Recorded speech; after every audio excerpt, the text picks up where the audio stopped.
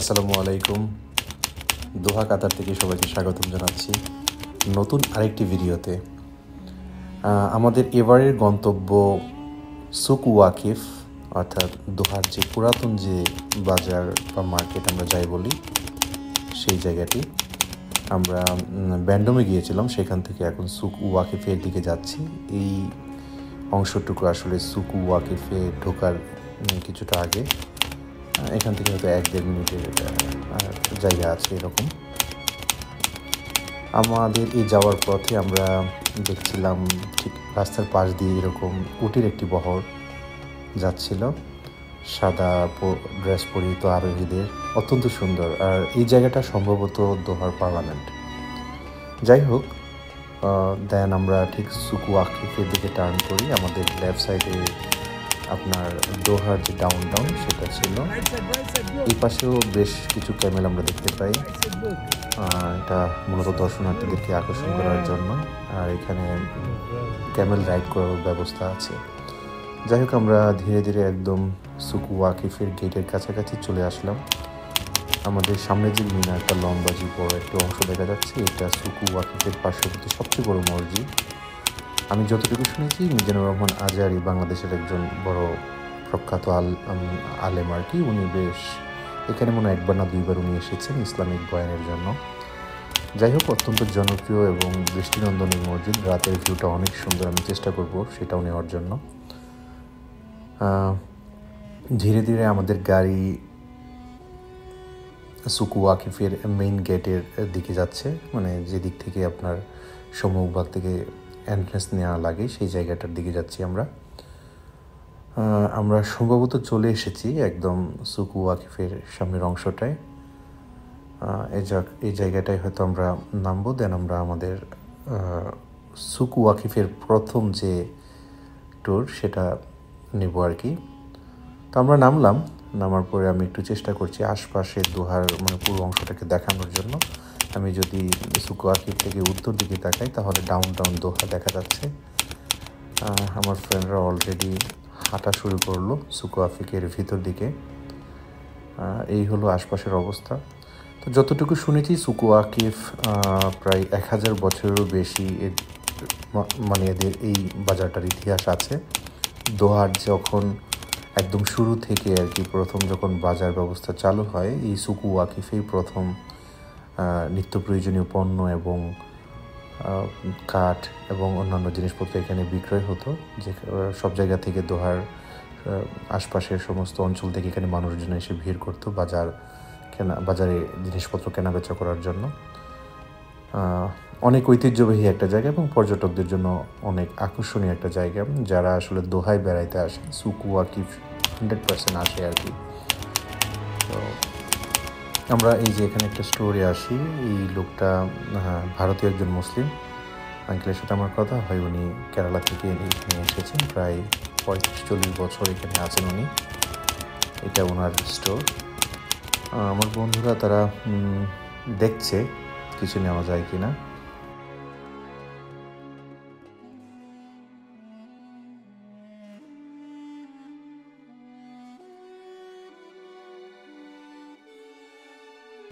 আমরা ঘুরবো সুক ওয়াকিফের আনাচে কানাচে ঘুরবো, ভিতরে যাব, ভিতরের পরিবেশ দেখব। ইচ্ছা আছে আজকে এখানে খাওয়ার। এই পার্সা একটা ভালো রেস্টুরেন্ট, আমি এদেরকে জিজ্ঞেস করেছিলাম। এটা একটা অ্যারাবিক রেস্টুরেন্ট। আমরা এখন যে দৃশ্য দেখতে পাচ্ছি, এটা একদম ঠিক মাগরিবের আজানের আগের মুহূর্ত।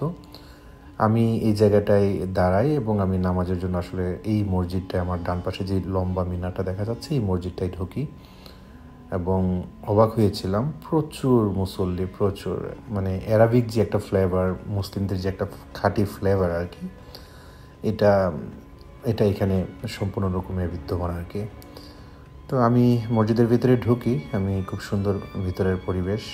আমি অজু করে দেন আমি এখানে মাগরিবের নামাজ আদায় করি। আর একটা বিষয় হলো, আমি মসজিদের ফরজ নামাজ পড়ে আমি যখন বের হচ্ছিলাম, তখন আমি দেখছিলাম খণ্ড খণ্ড হয়ে মানুষজন জামাতে নামাজ আদায় করছিল। বাট সেই লাইনগুলোতেও প্রায় 40-50 জন মানুষ হচ্ছিল, মানে খণ্ড খণ্ড যে যারা লেট করেছে ফরজ নামাজ ধরতে।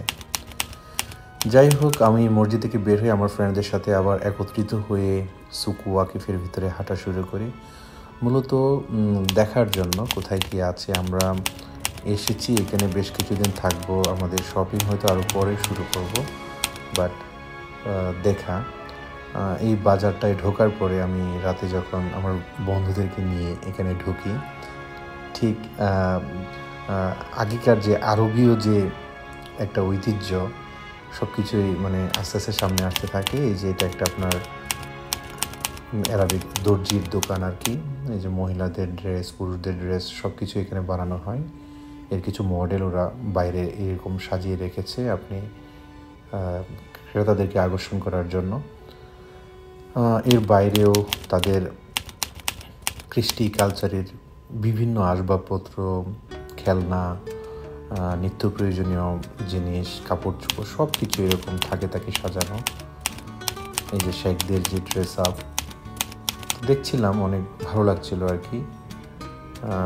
আস্তে আস্তে আমরা এগিয়ে যাচ্ছি, যেতে যেতে আমার ফ্রেন্ডরা একটা দোকানে আটকায়। এটা সেই দোকান। এখানে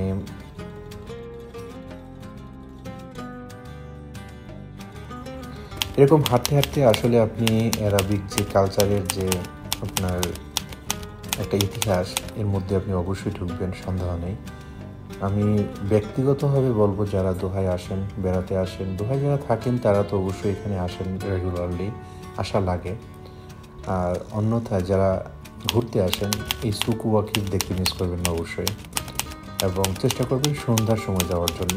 মাগরিব টাইমটা ধরে গেলে দেন মাগরিব থেকে যদি আপনি 2-3 ঘন্টা সময় এখানে স্পেন্ড করেন, আপনি একটা অন্যরকম ফ্লেভার পাবেন।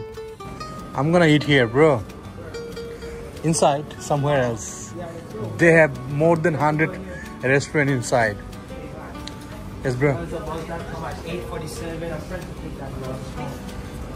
Yeah. Assalamu alaikum, sir.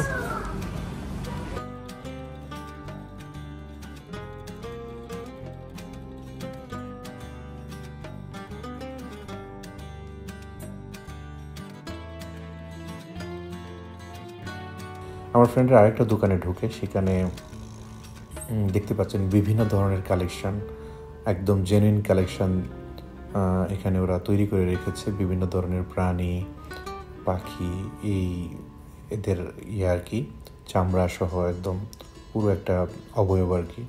এছাড়াও বিভিন্ন ধরনের শোপিস আছে যেগুলো আরবের কৃষ্টি কালচারের সাথে জড়িত। তো মূলত আমরা দেখছিলাম, খুব ভালো লেগেছিল। এবং এখানে যে সেলসম্যান, ওর নাম সম্ভবত উমর, আমি যদি ভুল না করে থাকি। উমরের সাথে আমাদের একটা ভালো সখ্যতা হয়। ওর বাড়ি তিউনিসিয়া, অন্য একটা আফ্রিকান কান্ট্রি, মুসলিম কান্ট্রি। ওর সাথে অনেক কথা হয়। ও আসলে অনেক ফানি একটা মানুষ, এবং আমাদেরকে ঘুরে ঘুরে দেখাচ্ছিল সব কিছু। তো যাই হোক, এখান থেকে আমরা তেমন কিছু কিনি না, বাট ওকে প্রমিস করি মানে নেক্সট টাইম আসবো এবং এখান থেকে কিছু একটা কিনবো আর কি। যাই হোক, সুক ওয়াকিফের ভিতরের মার্কেটের দিকে আমরা আস্তে আস্তে যাচ্ছি। এগুলো ফ্রন্ট লাইনের দোকান ছিল এতক্ষণ আমরা যেদিকে ঘুরছিলাম, এখন আস্তে আস্তে আমরা ভিতরের দিকে ঢুকতেছি। আর আমাদের একটা টার্গেট আছে আজকে, আসলে সুক ওয়াকিফের একটা রেস্টুরেন্ট সম্পর্কে শুনেছি, একটা ইন্ডিয়ান রেস্টুরেন্ট আছে। সো আমরা সেই রেস্টুরেন্টটায় হয়তো আমাদের খাওয়া দাওয়া করবো আর কি। তো এখন আপনারা দেখতে পাচ্ছেন সুক ওয়াকিফের রাতের দৃশ্য। রাতে আসলে সুক ওয়াকিফ দেখতে কেমন। আমরা আস্তে আস্তে মেইন অংশটুকুই যাচ্ছি। এটা রেস্টুরেন্ট সাইড, এখানে বেশ কিছু রেস্টুরেন্ট আছে, ইন্ডিয়ান রেস্টুরেন্ট, অ্যারাবিক রেস্টুরেন্ট। এই যে আমরা মনে হয় অনেকটাই সুক ওয়াকিফের যে মেইন পল্লী, এই বিল্ডিংটা সম্পর্কে আমি যতটুকু দেখেছি, সুক ওয়াকিফের যে কোনো ছবিতে এই বিল্ডিংটার ছবি দেওয়া থাকে। এটা সুক ওয়াকিফের একটা স্থাপত্যের একদম পুরাতন একটা নিদর্শন। এটা অনেক পুরাতন একটা বিল্ডিং, আমি যতটুকু জানলাম আর কি। এখান থেকেই আসলে মূল কেন্দ্র, সুক ওয়াকিফের বাজারটা আস্তে আস্তে প্রসারিত হয়। প্রচুর মানুষ, প্রচুর পর্যটক এবং এখানকার সেলসম্যান, সব দোকানপাটের লোকজন। এই যে অ্যারাবিক কালচারে, মানে কাতারিয়ান যে কালচার, সাদা জুব্বা পরিহিত অবস্থায় সবাই দাঁড়িয়ে থাকে, কাস্টমারদেরকে ডাকতে থাকে তাদের দোকানে প্রবেশ করার জন্য, কেনাকাটা করার জন্য। রেস্টুরেন্টগুলো এরকম সাজানো গোছানো থাকে, আপনি আপনার পরিবারকে নিয়ে আসলে একটা ভালো সময় স্পেন্ড করার একটা জায়গা। এক সন্ধ্যায় যদি আপনি এখানে একটা সময় দিন, আমি বিশ্বাস করি আপনার জন্য একটা লাইফ টাইম একটা মজার একটা স্মৃতি হয়ে থাকবে, এতে কোনো সন্দেহ নেই। বিশেষ করে যারা মুসলিম তাদের জন্য মানে এটা অনেকটা টাচি। আমি জানি, মানে আমার ক্ষেত্রে এই ফিলটা হচ্ছে যে আমার পূর্বপুরুষরা লাইক নবী রাসূলদের সময় বা তারও পরবর্তীতে যারা বিভিন্ন বড় বড় হয়তো পয়গম্বর তারা হয়তো এখানে এসেছেন, এই এরিয়াগুলোতে অনেক পদচারণ করেছেন, এই স্মৃতিগুলো আর কি। যাই হোক, ঘুরতে ঘুরতে আমরা আমাদের কাঙ্ক্ষিত যে রেস্টুরেন্ট, এটা ইন্ডিয়ান রেস্টুরেন্ট বলে, আসলে মূলত বাংলাদেশের লোকজন এবং কিছু ফিলিপিনো লোকজন এটা চালায়। ম্যাক্সিমাম খাবার দাবারই বাংলাদেশি স্টাইলই আছে। আমার ফ্রেন্ডরা এখানে আমাদের পছন্দসই কিছু খাবার অর্ডার করি। খাবার প্রাইস আমি বলবো রিজনেবল। আমরা যে খাবারগুলো অর্ডার করেছিলাম অবশ্যই রিজনেবল, বাট আমার দুইটা ফ্রেন্ড ওরা আসলে দুটো ফরেন খাবার অর্ডার করে, সি ফুড। এই খাবারগুলো এক্সপেন্সিভ ছিল এবং আমরা বেশ ভালো একটা টাকা পেমেন্ট করি। যাই হোক, খাবারের অর্ডারের ক্ষেত্রে অবশ্যই খাবারের পছন্দের খাবার নাম তালিকা এগুলো দেখে নেবেন। খাওয়া দাওয়া শেষে আমরা আবারও সুকু ওয়াকিফে হাঁটা শুরু করি।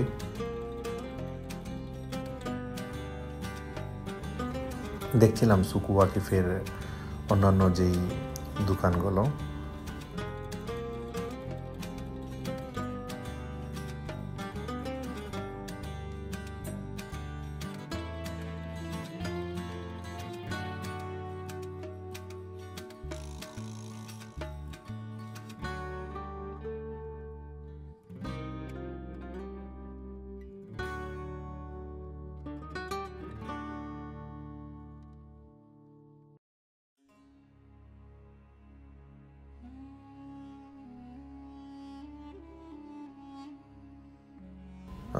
যাই হোক, দোকানটা অনেক সুন্দর। আমরা এখান থেকে ঘোরাফেরা শেষ করে আমাদের সুকু ওয়াকিফের প্রথম দিনের পর্ব মোটামুটি ঘোরার পাল্লাটা শেষ করে ফেলি, কারণ আমরা অনেক টায়ার্ড ছিলাম। সারাদিন আরও অনেক জায়গায় আমরা ঘুরেছি, দেন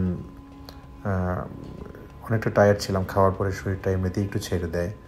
তো এই দোকানটা ঘোরার পরেই আমরা মূলত বের হয়ে যাই এবং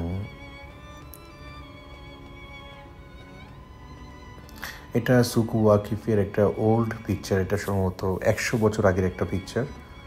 আমি এই ছবিটাকে একটু জুম করে নিয়েছিলাম জাস্ট বোঝানোর জন্য এই বাজারটা আসলে আগে দেখতে কেমন ছিল। যাই হোক, এখান থেকে আমরা আমাদের ঘোরাফেরা শেষ করে,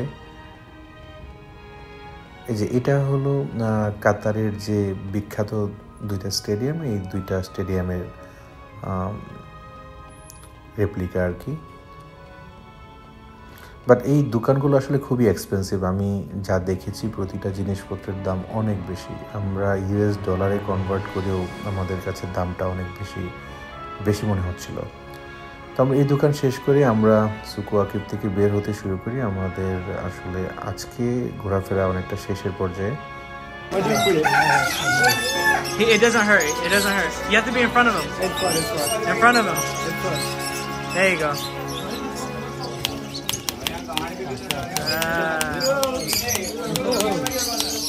Take video.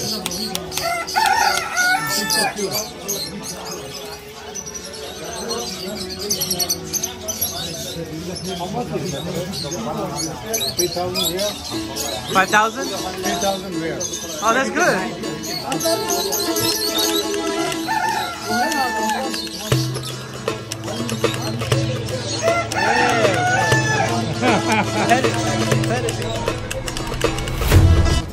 আমার বন্ধু এসপিনো ও হোকা টানবে, ও হোকা রেডি হচ্ছে।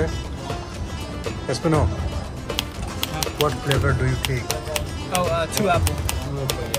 So it was 2 apple flavor and blueberry mix. 1 blueberry. 1 blueberry and 2 apple. 2 apple. How much the price, bro? I don't look at the price. How much the price, that one? 55 riyal? Oh, yeah, 55 riyal. And here is my supervisor. Yeah. Like 2 servings. No, 2 different flavors of shisha in one. You know what I'm saying? What do you take, sir? Huh? What you take? What's your flavor? Sativa. Sativa? Marijuana. No, you're kidding. You're kidding. No. You take grape mint or something like that? I think this one's blueberry. Blueberry? Let me see. Well, I honestly thought we were gonna get one, but two flavors combined. Man, can I get some with that? How you feeling, bro? Bro, Hennessy. Hennessy. Smoke Dave.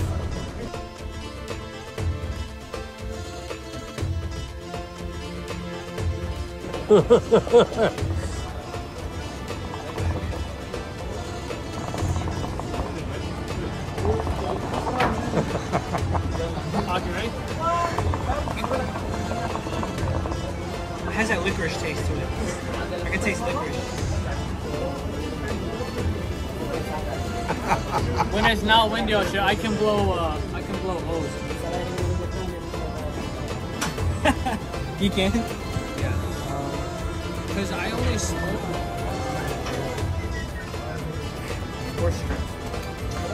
How do you do it? অনেককে দেখলাম এই বিল্ডিংটার দিকে এসে ছবি তুলছিল।